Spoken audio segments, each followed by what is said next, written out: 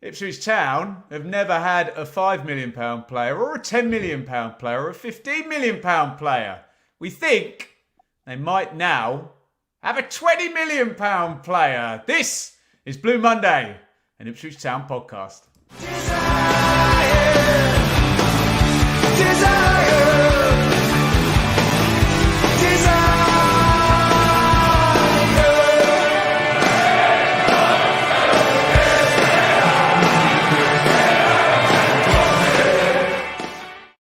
Well, Dave, not only did I never think we'd ever be back in the Premier League, I never thought that transfer record would be. I tweeted yesterday, I thought that Sereni transfer record was going to last 100 years, but it's another feather in the cap to the current regime that it's gone. I mean, yeah, he was the one. He was the kind of, you must say, hopefully he's not the marquee signing this summer, but he was the one once, once the manager, once Kieran McKenna had confirmed his new contract and he was staying, he was the one. And it's kind of all falling into place. I mean, not only could we ever have dreamt 10 seasons ago now when we started the pod, I don't think we'd have dreamt we'd drop 20 million on a player this time last season, for Christ's sake. So it's something else, but I know we'll get onto this. But looking at some of the other transfer fees that have happened in the last few days, I think we might have a bargain, for Christ's sake. Stop it. Joe, what was your reaction when this all kind of, we'll go into detail in a minute, when this all kind of transpired over the weekend? Yeah, it was just a buzz, wasn't it? Because he was the one player that we wanted to get back. I know there's other ones out there, but every other signing is a risk, aren't they? There's a risk, whether it's personal, whether they're going to get on with people, whether they're are going to be the same behind the scenes. But we've had him for 12 months. We know exactly what he's like as a character, exactly what he's like as a player. We saw how good he got in the running, and it's just so exciting to have him, knowing that the sky is the limit for him, really. And it's a big fee. I think EADT and TWT seem to be saying it's about 18 million. The Athletic is saying 20. But whatever it is, it's smashed the club record to pieces. And it's so good to lose that one because Sereni was such a poor signing for us. I know he played well for the first few months, but he became so synonymous with the relegation, and then being in the Championship, having him out on loan at sort of Serie A clubs, get back into the Italy squad where we couldn't afford to pay his wages, the friendlies we were supposed to get as part of the deal, which never happened. And it was just such a bad bit of business. And if only that club record was Mark Poon, we might not be in this position now. Stop it. I'll tell you what is a good bit of business. This from Gary in the chat. Welcome everybody in the chat. We are live right now on YouTube. Gary with £10 super chat saying, as it's July the 1st, this can count in this season's FFP. I can safely say, with me operating the purse strings, there will be no £105 million losses in the Blue Monday accounts for sure. So, guys, we're going to call this the Flagship Show because there is other bits and bobs to talk about. We'd love to get your views in the comment. Firstly, on the signing of Omari Hutchinson. Secondly, looking over Joe Fair's left shoulder on the announcement that we no longer have a goalkeeper. Hladky is done. And Ben Johnson also announced today. So plenty of stuff going on. Get your views in via the live chat. Please do, if you are watching right now, hit the thumbs up button. It really, really helps us out. Dave, I thought Hutchinson was a bit of a slow burner. I know there's only so many ways we can compliment Kieran McKenna. We've probably done them all already, but it was beautifully eased in to the season. Potentially, you can argue he was our most effective player when the season ended. No. Virtuoso performance at Hull. Just talk to me about what he can bring at a Premier League level. Just what I think he can only improve onto what he had last season. As you quite rightly said, I think he was a slow burn, as you saw. Perhaps at the start of the season, he was more of a, how can I put it, a bit looser, more of a free spirit, let's say. But obviously, mature. And you can see that, certainly second half of the season, he's tracking back, which is obviously a very much a McKenna trait from all his players, just his running power. What I particularly like about him is his ability to basically beat players off go off both feet, to basically spring off both feet, which is, you don't see, I know I always bang on about two-footed players. Yes, he's predominantly left-footed, but he can push up on his right side as well, which, you sometimes, and in the Premier League, you don't see that too much from too many players. So he can only improve, and as you say, very familiar to the squad, obviously very well respected and very well received around the squad as well. And he's someone that can, as Joe said, the sky's the limit for someone like him. I think if he has a half decent start to the season, literally the sky's the limit. And certainly quite right in the run, and he was just our impact player, wasn't he? Absolutely brilliant. So, and I think we all agreed, once promotion was secured, and as said, once McKenna was secured, then he was the one. And I kind of like how it's just been handled. I mean, I think perhaps we're all would like to think we're, since the season finished, we were perhaps in talks with Chelsea or trying to arrange this, but it seems to have gathered momentum over the past week even, and then all of a sudden announced last night. Absolutely brilliant. How important was he to the promotion in the end, Joe? Yeah, well, when we talk about how Kieran McKenna likes to sub off all his attacking players every game, the three behind the striker and the striker, every game they go off, you think. But Omari Hutchinson, in the last 9 games of the season, played the 90 minutes in each of the last 9 games of the season. He was being left on the pitch all game, every game, because we knew he could do something. And when you talk about a young player, and he just, as the games got bigger and bigger, he just got better and better. Like, I think it was Mikey who first said Omari Hutchinson with regards to him. But yeah, he was just so good in that running, and he was just our best player. And it was fitting that he was the guy that sort of scored the goal that got us over the line, the second goal against Huddersfield on the last day of the season. And he was basically dominating games. I mean, Sheffield Wednesday. Okay, it was Sheffield Wednesday. It was 6-0, but he was. I know Ben hates that word. I would unplayable. Yeah, he was absolutely dominated that game. In the whole game, absolutely, that really was the game that secured the point that ultimately, led us to the commentary game. Yeah, and as you quite rightly said, Joe, great goal in the last, that clinched the 2-goal win against Huddersfield. Yeah. So we've seen this quite a lot, Dave. I mentioned this on my channel this morning.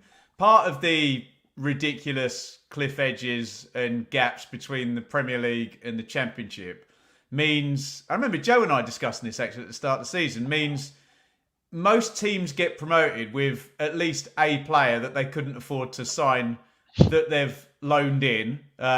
We were lucky, I guess, to be in that bracket getting someone like Omari Hutchinson, and just came up in the chat actually. Lee, who I do agree with that comment there, is that you do almost, when you go up with a good loan player, and Richard was saying this earlier as well on the chat on my video, you almost need to invest to keep your team as it was the previous season. And I think the example of Burnley not managing to have Martson or Teller or Harwood Bellis. So as much as it is a great signing and an improvement, you're almost keeping your level from last season a little bit, if that's not taking a gloss off. Burnley was obviously a perfect example. And Martson's just gone for 35 million, is it? He's going to Villa, and he was in the European Cup final as well with Dortmund. Yeah, I mean, no, Burnley has a really good example from Rich, where Burnley, you're right, Teller, Martson, those real impact players from the season before. So certainly Teller, they didn't manage for one reason or another, didn't secure them on a permanent basis, and they come back down. What's your take on that, Joe? Because obviously it's massively significant for us, but this is where we are. A £20 million signing in the Premier League isn't actually significant in terms of, doesn't really measure on the Richter scale. And so we had the thing with Nottingham Forest, didn't we? I suppose they went up with 6 loan players or something ludicrous like that. But there is a certain amount of stabilising, as much as it is this massive 5x transfer record smash. Yeah, and when you look at the appearances made by players last year, any player that's made more than 10 appearances, other than the aforementioned Hladky over my shoulder and Kiefer Moore, are the only people that started 10 games that are not now with us going into the next season. So with the way the contracts have worked out, it really helped us in a way, because you look at the players that we've lost since the end of last season, probably Brandon Williams, who wasn't here anyway, Janoy Donatian, who's gonna go. Shawnee Aluko, Don Ball, Caden Jackson, Lewis Travis. You probably got 6 players there that if you were to rank your players from 1 to 25 ability-wise in your squad, we've probably managed to lose 6 of maybe the bottom 8 or 9 players in the squad. We've lost the guys that weren't contributing. We've lost the guys that were on the bench more, coming on, used as sub, someone like Caden Jackson or someone there just for depth like Don Ball. So we're in quite a nice position where effectively our best sort of 17 players from last season have come with us into this season. And then we can add in the 8 at the top end of the squad, hopefully, to push it on from there and knock those players down the pecking order. We haven't had to retain. We haven't got because this is a problem when you look at someone like Forest had, where they've ended up having to sign a lot because they've got 5 or 6 players still in their 25-man squad who are still contracted that weren't good enough to be there effectively. So we're in quite a nice position squad wise with that. But yeah, it was so important to keep Hutchinson because he was so good at the end of the season, and it's just finding a way to like I said, a team. I wouldn't say it's going to be built around him, but he is going to be your number one guy in that role behind the striker, isn't he? Has to be. Well, Dave, we'll talk about. Joe's already flown his colours to the mast there. I think Joe's talking about another 6 in from what he was just saying there. But a few comments coming up tactically. Dare I say, and no one yell at me in the comments. The teams we're going to be playing next season are better than the ones we were playing last season. And there may be an issue, Dave, playing a number 10, 2 wide players and a forward. And you might start to see a reliance on, a central striker and 2 wide players, of which you'd expect Hutchinson will be first on the team sheet, right? Yeah, I think, reading between the lines, McKenna's itching to play a 4-4-2, Ben, but, that will remain we'll believe that when we see it. No, look, I think, funny enough, I was only speaking to someone about this earlier on. I think there will have to be a slight tweak in our approach to certain games, that's for sure. If you take, I know it's a one-off game, if you take perhaps a Leeds away game last year where I think perhaps for once we didn't quite get it right, well, to avoid perhaps similar occurrences this year, which no doubt will happen, no doubt will. I think certainly tactics will need to be tweaked slightly, I would have thought. And perhaps I would expect us to not be quite so, what's the word I'm looking for, expansive, let's say. Yeah. Let's get some comments on Hutchinson in the chat. Look, we always try and be as humble as we can here. The deal is undisclosed, so everything we say is a speculative number. We don't know. But that maths looks all right to me, Joe. 20 million fee, amortise it, 4 million quid across each year of the contract. We know we're going to have to be really close on this PSR with the 1 year of League One on the books in the 3, but this doesn't feel the worst start, does it? No, and this is the price of doing business at this level. It is going to cost us 80 to 100 million pounds to get through this window to get in the maybe 7 to 10 more players we need to bring in on top of the 2 we've already brought in. So it is. You look at what fees, like we picked up Ben Johnson today. If he wasn't a free transfer, he's probably a £10 million player. It's just anyone with good Premier League experience or stepping up is crazy. We've been linked with Jacob Greaves from Hull. They're saying they want 20 million. We're saying we don't want to go 10. Coventry apparently want the best part of 20 million for Ben Sheaf. Southampton, West Ham are talking about Flynn Downs, 15 million. Other players we're linked with. It's just, they're all 8-figure fees now, aren't they? Once you get to the Premier League, there's very, very few deals which are less than 8 figures, aren't there? Yeah. Dave, I think I agree with Joe. I think you just have to pick up players whose obviously you can't do anything if anyone gets injured or something of that nature, but it's picking up players whose values, if you do get relegated, whose value's going to hold, and you can move on and cut your cloth accordingly. Yeah, and I think certainly with these 2, I think they absolutely fit that bill. I know we'll go on to Johnson, but I think that's a superb bit of business. I know a couple of diehard West Ham season ticket holders, and they are properly really, really disappointed that he's come, he didn't sign it. Obviously promptly understand him, he's offered a contract, didn't sign it, and has come and basically said he just didn't get a fair crack under Moyes, basically. This is interesting. I put this one up from Richard on there. I thought Hutchison would be out of our league on a permanent deal. I think I might have said exactly the same on the podcast. Dave, when I tweeted about this, imagine this. I got some reasonable Norwich fans making some reasonable comments, Really? saying to me, do you know what? I quite admire that because Norwich never went into that kind of level in terms of fees and always felt that they'd left something short there. It's still Gary Naismith, isn't it? 9.5 million, I think. Pass, but this is Naismith. Sorry, it's Gary Naismith's brother, Stephen. Yeah, Stephen Naismith. Sorry, yeah. Stephen A. Smith, isn't he the American sports How to Make a Murderer, isn't he? commentator? Is it who's the Stephen A? Who's that guy? Does he do the NFL? I don't know, basketball or something like that.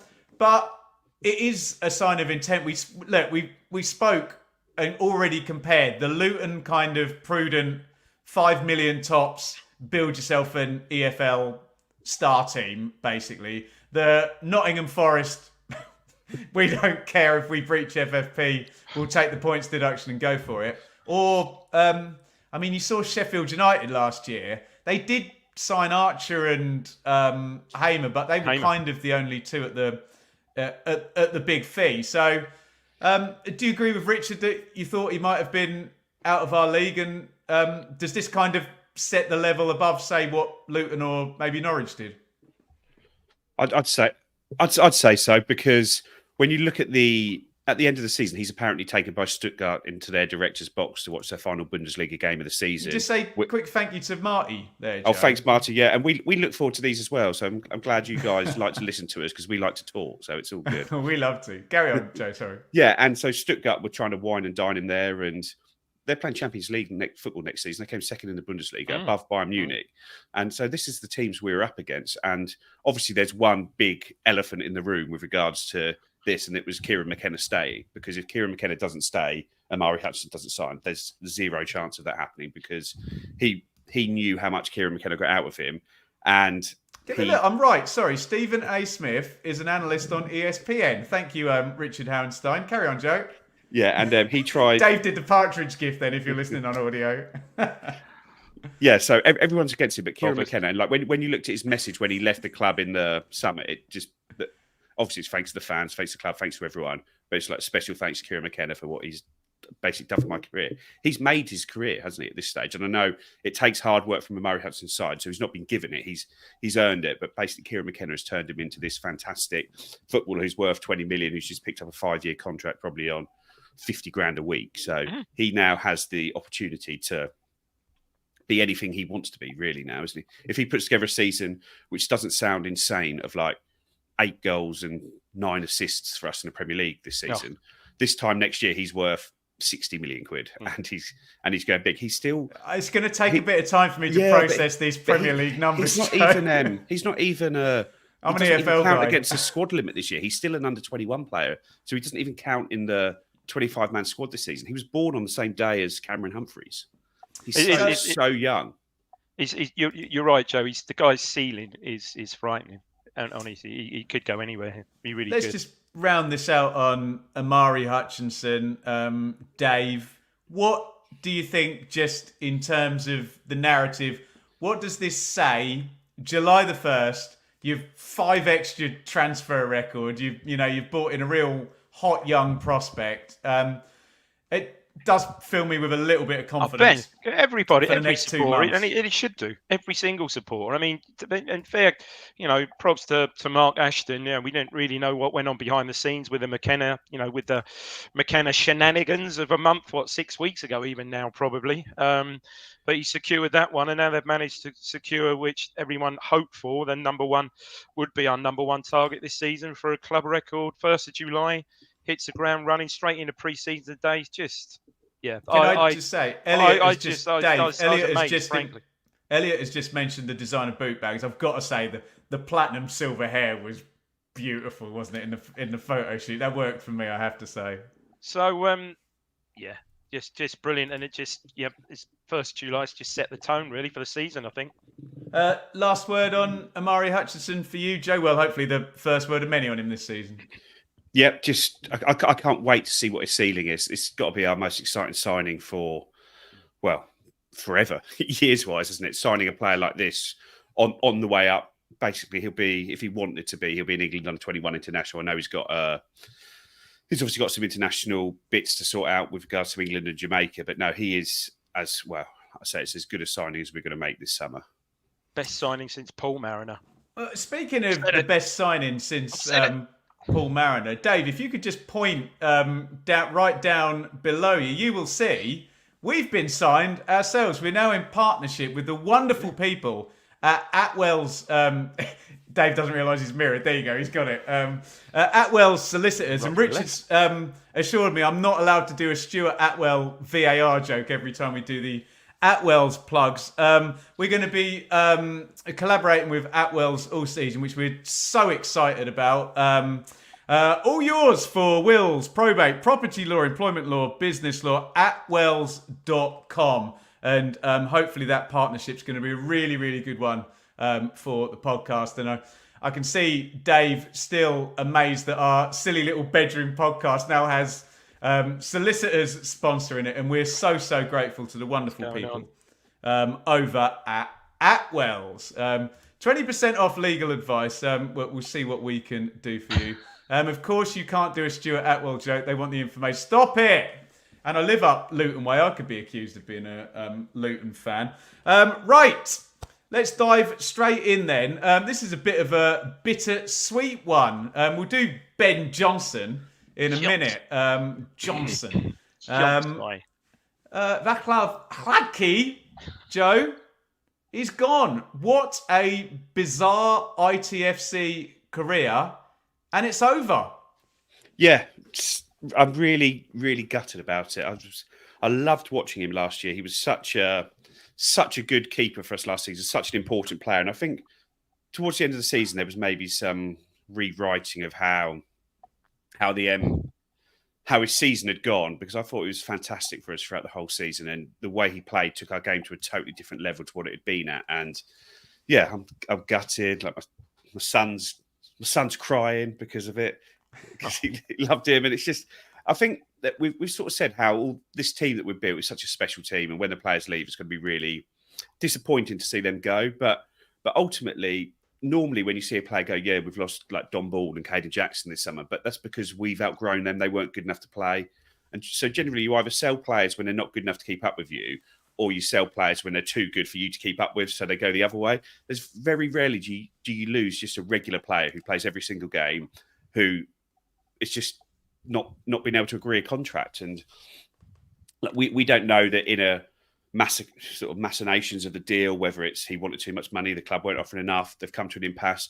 I think one of the guys down in the Telegram group has sort of said, I really hope we're in a situation where VAS isn't sat there in Cambridge with his head in his hands thinking, how's it come to this? This isn't what I wanted to happen. I hope he's got something lined up, and I hope he's got a really good deal lined up that he can go somewhere else and play and sort of achieve what he wants to at the end of his career. But no, I'm really, really gutted that he's gone. I didn't expect him to be the number one in the Premier League this year. I thought he'd drop down to a number two, but I think it's just the way that he played, and that he showed us what a total different goalkeeper could be. And like I say, Christian Walton was fantastic in the League One season, but I think VAS just took goalkeeper to another level, and he was just such an important player for us last year, and he's going to be very, very difficult to replace. And we've also seen that when he is a number two during the season, he comes into cup games and had played brilliantly when he came in there, where Christian Walton, on the other hand, as a number two last year, I know he didn't have many chances last year, but he didn't really impress when he came in. So is he a keeper that needs to be playing every week to play, or is he a good number two? I don't know. But there's going to be big changes in the goalkeeping department this year. You might even see Christian Walton going. You might see Kieran Slicker going out on loan, and you might see 3 new goalkeepers coming in. And it's difficult, but you really, really need to get a move on with this part of the team. It's so important to get this filled, because you want someone in there for pre-season, because it's a really technical role. It's a very difficult role, and it's going to be even harder to do that role in the Premier League with the players you're up against. 2 questions, Dave. Have you ever, in all your time watching Ipswich, known somebody come into a season not in the picture at all to then become essentially a vital first team player. And I totally agree with Joe. Is the perception now of Ipswich Town fans that every goalkeeper we have now going forward must be able to trap the ball, manipulate the ball, and play out from the back? Well, I think it is. I mean, I think, you look at the Premier League, and I think that, well, it's not the Premier League, perhaps, in some respects. If you want to play that way, they have to be. I mean, the ideal goalkeeper for us would be a hybrid, wouldn't it, of Walton and Lackey, I guess. But, look, yeah, it's sad to see Lackey going. The side, one of the, as Joe quite rightly said, stalwarts from last season, absolutely superb. It all started with him. Started the very first game against Sunderland. We all thought that, crikey, seemingly our Walton, Golden Gloves from the year before in League One, seemingly out till, well, I think it was October, November. I think it was. You think, oh, this is terrible. I can remember that Sunderland game. He didn't start off too well, but made a brilliant save to preserve the points, and he just grew from there, didn't he? And all of a sudden, you saw this just incredible goalkeeper just suddenly emerge. Who's absolutely superb. For me, slightly some concerns about commanding his box and stuff like that, but to a great extent last season that didn't really matter because we'd go and, if someone scored 3, we'd go and score 4. But yeah, sad to see him go. However, 33, 34, as Joe quite rightly said, probably realised he wasn't going to be number 1 this year, and I kind of might be totally barking up the wrong tree, but you kind of admire someone that it would be easy for him to stay as a number 2 for the money, no doubt, on probably an improved contract, and seek first team football elsewhere. So I can't knock him for that. As something in the comments said, all you've got to do is just thank him for his incredible contribution last season. And who would have thought that this time last season we'd be speaking about him like this? How do you think this has all played out then, Joe? As Dave says, do you think he just wasn't willing to stay as a number 2? We don't know whether he wasn't willing to stay as a number 2. Maybe he wanted extra years on the deal as opposed to maybe he wanted 3 years and we were only offering 1 or 2. The money what sounds like it's happened from there, that it's in January he was offered a new contract and he sort of went back and said, no, this is what I want. And then it's just sort of sat there, and effectively the same contract just sat on the table waiting for him to sign. Yeah, I think it was like January time, and I think he thought maybe that if we get promoted and he helps get promoted, that will help his renegotiation position. But it hasn't happened, and it's just no. This is the deal, and I think sort of spoke to people even up until last week. The contract offer was still sitting on the table for him to sign if he wanted to sign it. So it wasn't there, but it was. I don't know whether it's just you just hope it's not a real high stakes game of brinkmanship between his team or his sort of management team and the club, and they've just not agreed something over something which is very minor and left him in a worse position. You assume that they've got stuff sorted. You assume that he's got something else sorted and they've tested the market, and you hope so. But I think one of the things that's sort of not noted is we sort of looked on the social medias. There's not really been anything from the club, so it makes you think that maybe this is quite a bitter ending to it, which I hope not. Which would be really sad, because all we've had is almost like a one-line statement. Thanks, see you later. Like there's. I reckon, Joe. I reckon you nailed it there. I reckon it's at his age. It's probably the length of contract, don't you? Yeah, that'd be my main thing. Length of contract. That would be the more likely the reason. He's 34. Yeah. Season. So perhaps he wanted 3, and you quite rightly said they're only offering 1. That would be more. But yeah, it'd be really sad if he left on sort of bitter terms, let's say. Yeah, but you want the club, even if he has left on bigger terms, it's got to be right for the club. Yeah, you want the club to be the bigger person in it and put out a nice statement, have something for Kieran McKenna, highlights video, thank you, VAS. I know it's all little things that in the grand scheme of things don't matter, but it does. We saw when Don Ball left, Caden Jackson left. Caden Jackson sat down and done a 40-minute interview on Town TV when he left and had the statement out, a video of his best moments at Ipswich. I'd like to see something like that for Vaz. I appreciate you're not going to get him to sit down and do an interview, it sounds like, but we need to thank him properly for what he's done for us over the last season, because he was fantastic. I'll go to Dave first, and then we'll go to the chat. You can make that point you're about to make, Dave. Let me set you up. Give me your best Hladky Ipswich Town moment, and also where does he Where does he sit? He's done something incredibly important Ben. for the club. Where does he sit in recent keepers and keepers? It's like me ranking Ramsey above Robson. What are you doing to me? Oh, Dave, you've ruined my plug for that. Later on in the show, you rascal. Get in the chat with that one, and we'll hear from Dave and Joe on it.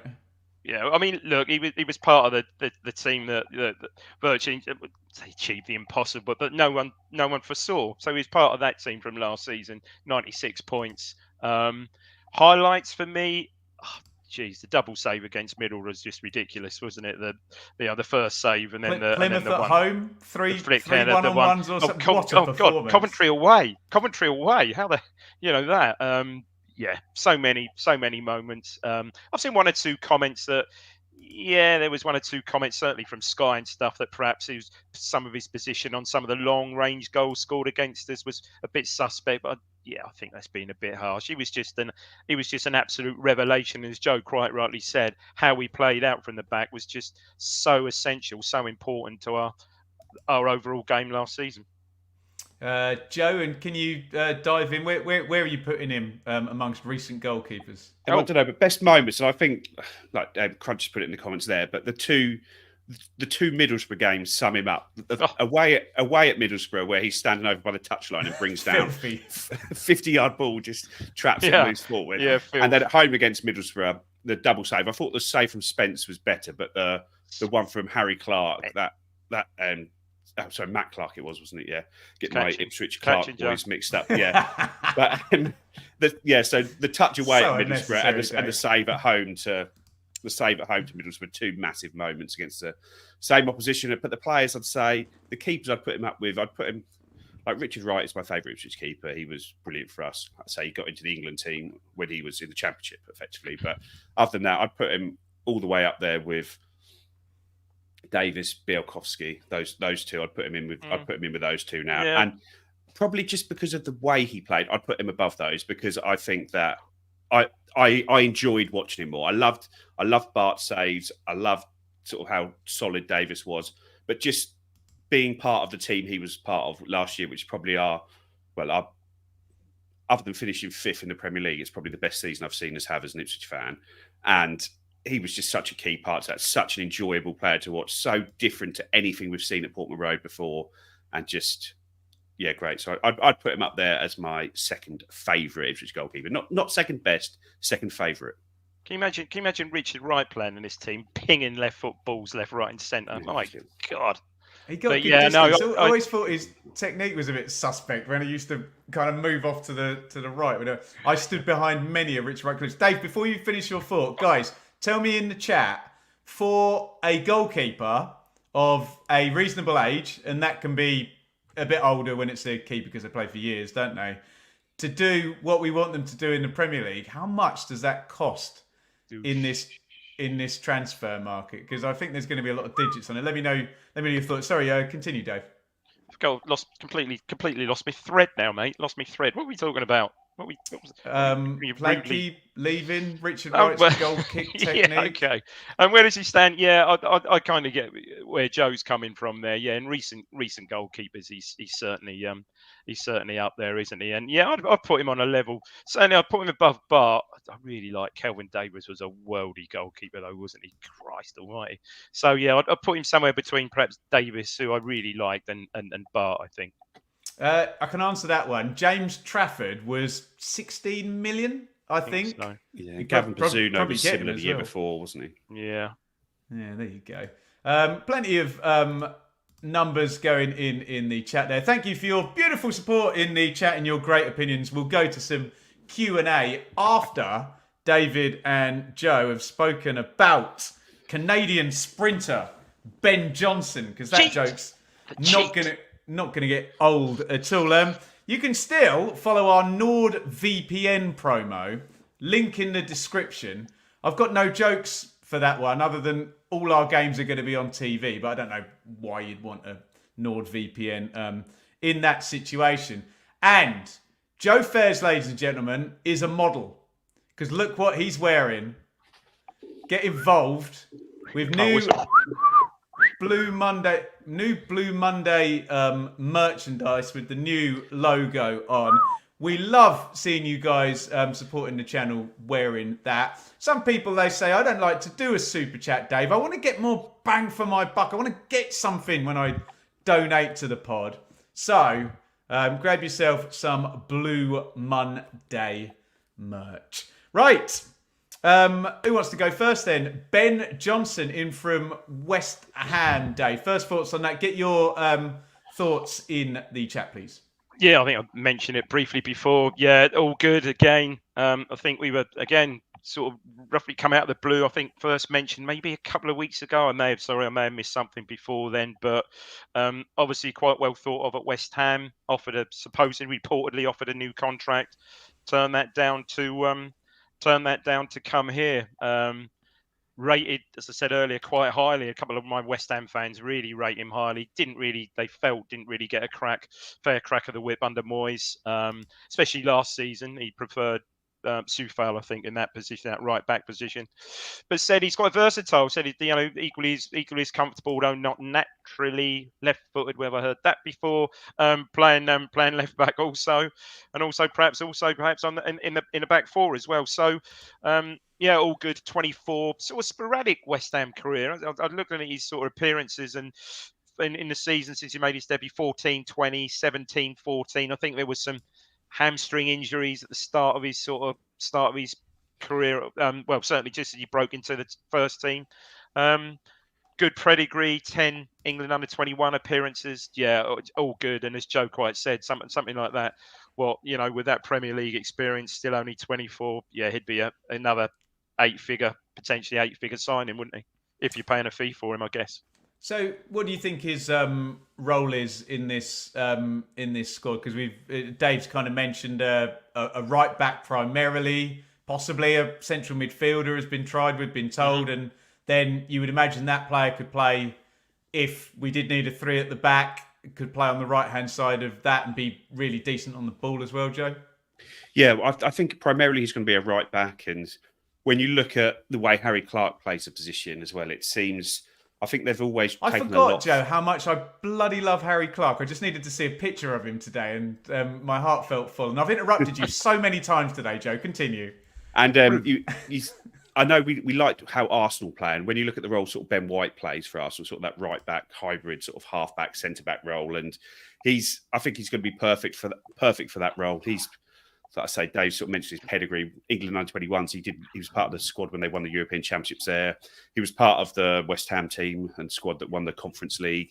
So he's got good experience, played over 100 times for West Ham, 69 times in the Premier League, and tried to stay. And there's a good article on The Athletic, I think it's Rashane Thomas there, and he's saying that effectively once he'd spoken to Ipswich, that was the only place he wanted to be. He had his heart set on coming to Ipswich. Manuel Pellegrini, who'd managed him at West Ham, tried to get Pablo Fornals to get him across to Real Betis with him. Rangers came in for him at one point, couldn't afford his wages. Crystal Palace made an offer for him in January, but West Ham decided to keep him at that point. So it's a real coup. Like, people were putting together lists of free agents this summer, and I was seeing Ben Johnson on the list. And I just thought, there's no way we'd be able to get him because he's got too much pedigree for us, and it's sort of 24, no fee.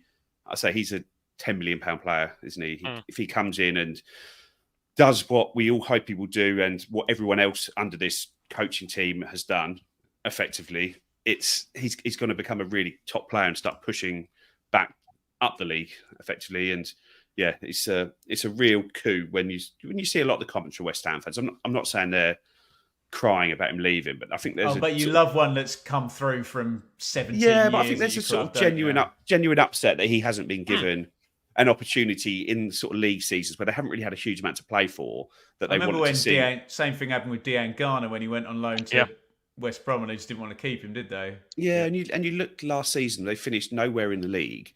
And it's like, well, why didn't you give him some opportunities to, if you wanted him to sign this contract, you had to show him, not tell him he was going to get the opportunities. Yeah. Dave, lots of people have kind of commented on the defensive numbers from last season, and we're assuming that it's a guarantee that the bloke in between the sticks in game number 1 against Liverpool is going to be a new signing. Are we going to see a entirely restructured defence here with a new right back and a new goalie? I think so. Well, certainly, I think the left back will be all right, won't he? I think the left back might just sneak in. I think he might just be. Christ, he should be playing elsewhere at this moment. But anyway, we won't dwell on that. It. But you get that I think it's certainly going to be a new goalkeeper. I think that's a cert. And yeah, he's. I think he's. Johnson's going to come to play, so he's going to. You'd think be in at right back. So what's that mean for Harry Clark, Dave? He's going to have to fight, isn't he? Fight for his place. You would imagine. So apparently his surgery I saw earlier or yesterday, I think, it came on TWTD and said his surgery went well, which is great. I mean, don't get me right, I absolutely love Harry Clark, local lad, heart on his sleeve, absolutely bleeds blue and white, fantastic, iconic picture now. He's brilliant. Inflatable champagne bottle. Just got love the guy, love everything about him, but. Yeah, you can see him certainly being in a fight with Johnson for that right back position, I would have thought. And yeah, with a new goalkeeper, I think there's been no secret. We've spoken about it. I know Joe and yourself have spoken about Craig in previous pods about another centre half coming in as well. Seemingly we explored Joe Roden, I think, but that perhaps doesn't look like it might happen. So, yes, I think you will see a different... The talk I'm hearing today is that the deal for Archie Gray would send Joe Roden the other way. Make weight. Decent make weight at that level. Good question from Noel there, Joe, in the live chat. Where does the signing... I'm not going to use his initials. I don't feel comfortable with this. I'm going to call him Ben Johnson. Where does that leave Axel Tuanzebe?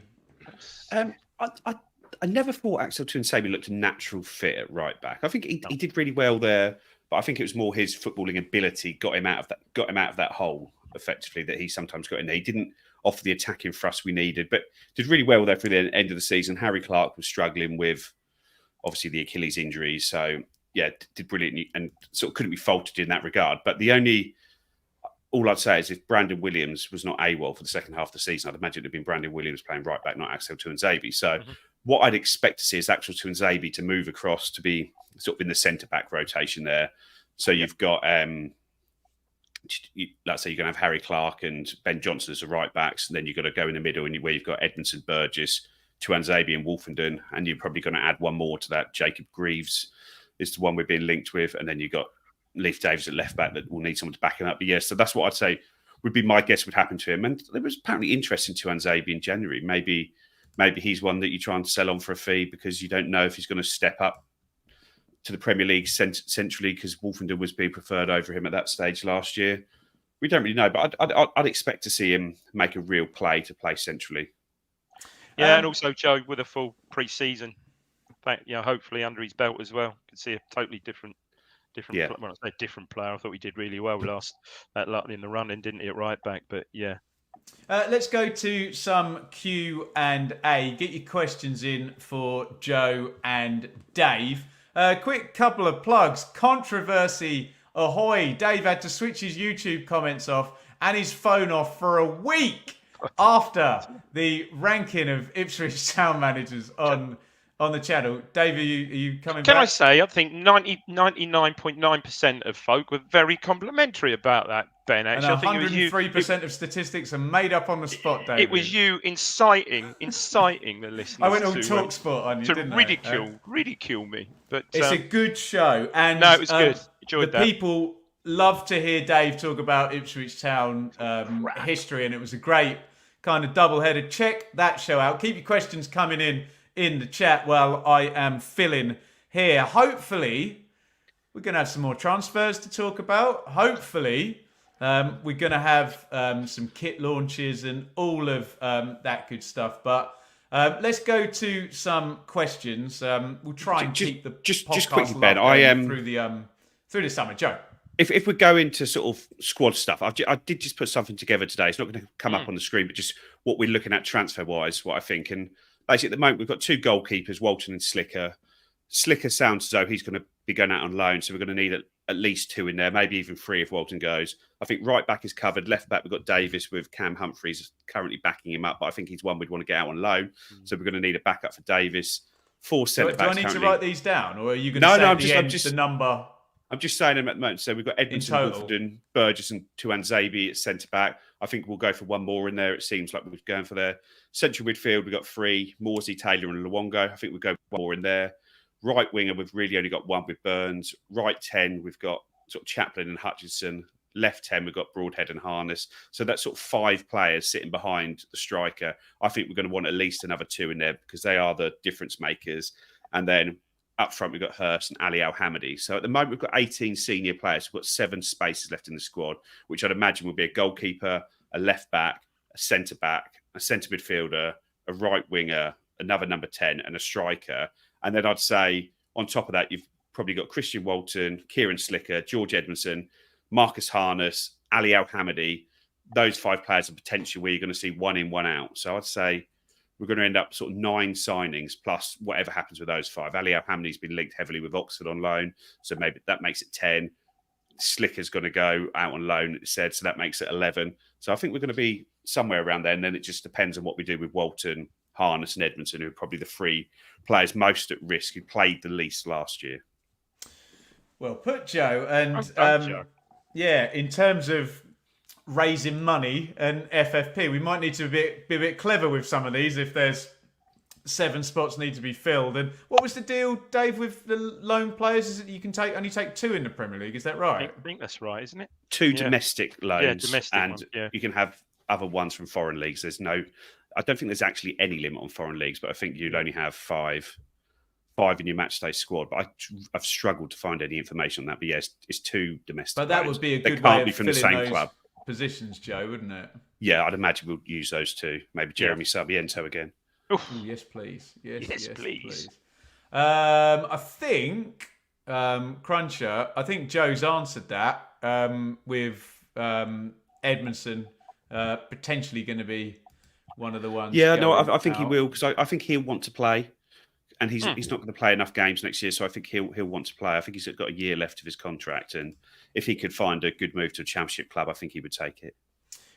Dave, so there was links maybe 10 days ago with a Greek lad, really expensive, coming in up front. Are you kind of seeing a sort of 2-hander up front with the position is going to be rotated between Hurst and another striker? I think so. Yeah, I think we'll definitely get a striker in. But yeah, I mean, again, that was that talking money even greater than Hutchinson's fee, wasn't it? From what I read, something like 20 it was euros. I think they quoted that. It was like 25 million euros or something for him. Who knows? I wasn't really totally familiar with him, but yeah, I certainly see another striker, certainly as cover for Hurst. Obviously, if we don't play the 4-4-2. What position next, Joe? I agree with you. The goalkeeper's so vital when it comes to pattern of play, isn't it? Yeah, I think goalkeeper is the most important one to sign because we need to get someone in because we are going to have a new number 1 on the first day of the season. So we need to have that person in as quickly as possible so that they can just get up to our style, up to our standards, up to our communication. Can we bring Dennis Bergkamp in to help them work on their first touch? Yeah, well, like I said, there's a good keeper available on a free, but I don't think we'll be going in for him. Czech keeper, 33 years old. Stop that. Chris, what are the panel's view on the training tops? Dave, you normally palm these questions off on fashion, don't you? I'm not really interested, to be fair. I think I saw them. I thought they looked a very nice shade of blue. I don't know what colour. Certainly not royal blue. I didn't think, but Joe would be up with that. Yeah, I didn't like the neck on those. They've got sort of like a gappy neck. No, it's like a sort of triangle section on the neck, red. I didn't particularly like them, so it'll be good because it'll help me keep some money in my pocket. There you go, Joe. Yeah, hold on to Neil, that. Hold on to that.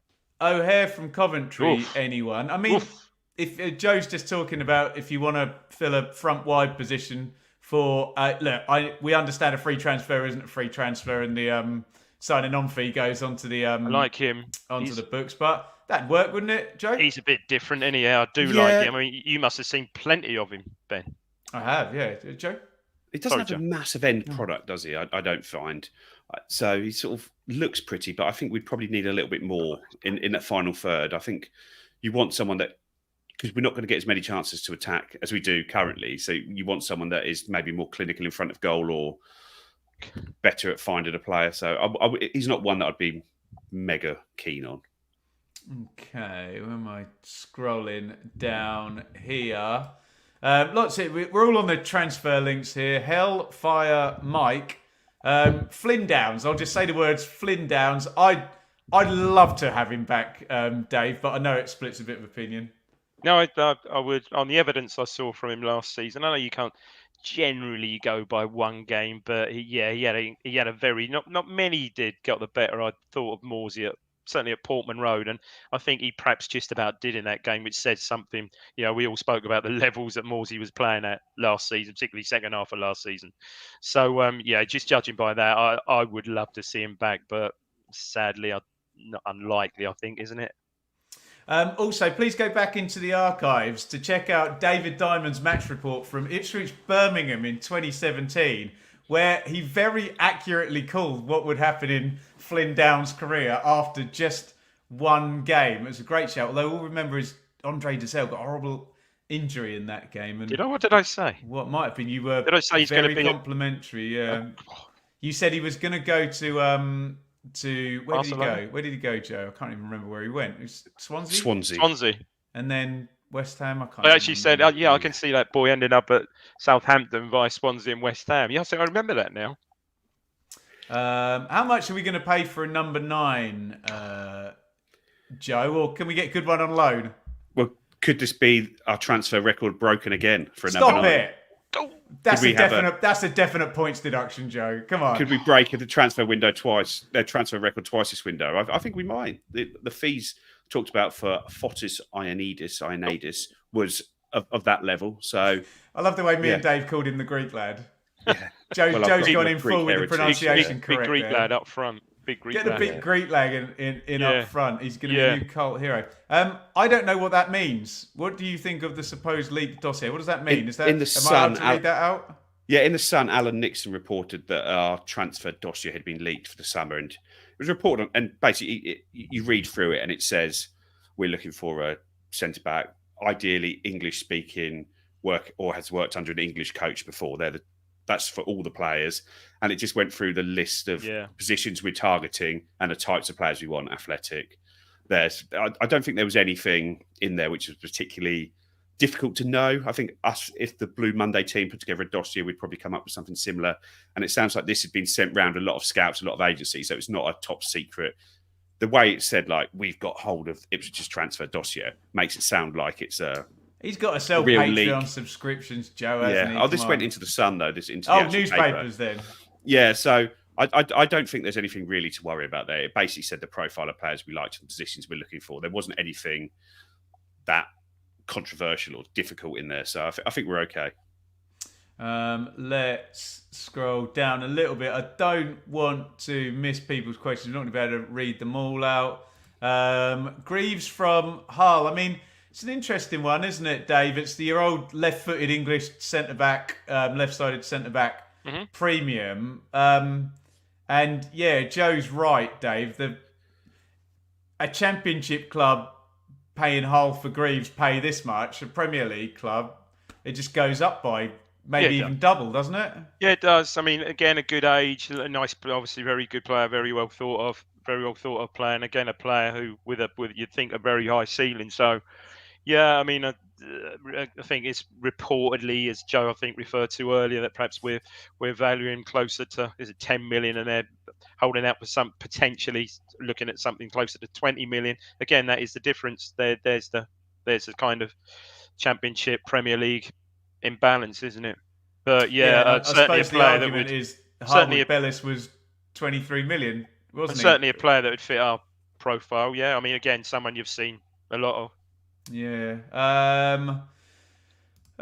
Joe, didn't you write about Jackson to Derby? Why don't you just plug that rather than answering Portsmouth's question? Yeah, I've written something about this, but I don't know where it's gone. I'm sure Rich will put a link to it on the Twitter feed. Rich, I heard Rich has palmed it off as his own work, Joe. Yeah. Has he? No, I think it's a great move for Caden Jackson. I think to get a 3-year contract at a big club like Derby in the Championship is a fantastic move for him. It's fully deserved in his last couple of seasons where he's totally transformed his ITFC career. And also, Joe, Paul Warne is going to stand there on the touchline at 65 minutes after one striker's completely knackered himself out, and he's going to say to Kane Jackson, "Go on there and run around as much as you can for the next 35 minutes." And the maths didn't add up. 25 minutes. I think you must have put this in what you wrote. I'm so pleased with Jackson. Absolute model. He's been a model professional. He's been really, on the obviously within an inch of leaving the club, surely. Fought for his place. Obviously, McKenna saw something. We know at raw pace saw something in him. And you're right, Joe. He's been a real valuable squad member for the last couple of seasons, and just a brilliant move for him. So pleased for the lad. And he, that interview he done, proper down to earth, genuine lad as well. Really, really great for him. Just loads and loads of transfer links in here. I want to try and see if I can find one. There you go. It's on the Rams Review podcast. There you go. It's going to give him pelters, isn't it? It's giving him pelters already. I can tell. Guys, all I've got is names of players linked in the chat, so we're just going to have to roll this. Rich wanted to know who we would vote for PM out of current and past Ipswich players. Does that count as does that break our no politics rule? I've put together a cabinet for it. Can I go for Terry Butcher? I think I've got Prime Minister's Mick Mills, leader, used to taking Britain abroad. Bobby Robson's the Prime Minister, although David Alf Ramsey. He's not a player, is he? Alf Ramsey's a president. Chancellor of the Exchequer, Matt Holland. He seems to have had a good career. What are you doing? Foreign Secretary, Romeo Zondervan. He was a European scout, but he's also been able to negotiate sort of customs, bringing things into the country. I won't say what they were. Danny and then Defence Secretary Terry Butcher. Yeah, he wants to look after the Falkland Islands. Oh my God, that may simultaneously be the worst thing and the best thing that there's been on this podcast. Brilliant. All at once. Outstanding work there. And we did avoid the refusal to ever talk about anything other than football on here. We'll definitely not. Trying to think of someone who got a driving ban, could be Minister for Transport, but I can't think of the top of my head. Anybody, Carlos said No. Not again. John Cobbold stood for MP, but was never elected. He did. That's very true. Colin says Chancellor Ashton. Chancellor Ashton. With the briefcase. They come up with a briefcase, don't they? I don't know. They're all coming out now. That's who I meant, Neil, but I wouldn't say it. Or whatnot. Right, let's try and do one more. So many players linked here. There you go, MK Kelleher, who is the Liverpool reserve goalkeeper. Is there any chance he'll become the Liverpool goalkeeper at some point, so you wouldn't be able to get him? He was I know he's extremely well thought of, isn't he? But you've got to think that Alisson is still very much has got the shirt there, hasn't he? But yeah, he did really well when he came in. He played a lot when Alisson was injured last season. He came and played a lot, didn't he? But yeah, he would be pretty expensive. I think they've quoted 35 million to Nottingham Forest. What's that? Sorry, in the papers it said 35 million quid. That doesn't surprise me. I haven't seen that Liverpool are linked with any other goalkeeper, but yeah, that doesn't surprise me. Last one then, Joe. When are you anticipating? Come on, Joe. New kit. It's got to be this week, hasn't it? End of this week, I'd say. Maybe at the weekend. How many are you going to buy, Joe? My boys will want all 3 kits and at least 1 goalkeeper kit. With the Premier League badges on and everything. Yeah, that's the main thing they're worried about, Premier League badges. So I'd imagine that I'll be in debt to about 400 quid to Planet Blue over the next couple of months. Mind you, a men's first team shirt's going to be about 75 quid, isn't it? Well, hopefully they don't put it up too much. Just a good time to say thank you, everybody, for the super chats and their support in the show, and plug our own merch. But guys, thank you everybody for joining us. As we always say in the close season, we're a bit kind of fast and loose with the content. When something happens, we will react. We don't entirely know when that's going to be in terms of kits and new signings. We can jump on for Q&As and whatnot, and we really, really appreciate everybody jumping on today. If you're watching or listening after the fact, give us a tweet and comment in the actual YouTube video about Omari Hutchinson. Ipswich breaking, smashing, obliterating their transfer record. You can tell us your views on Hladky.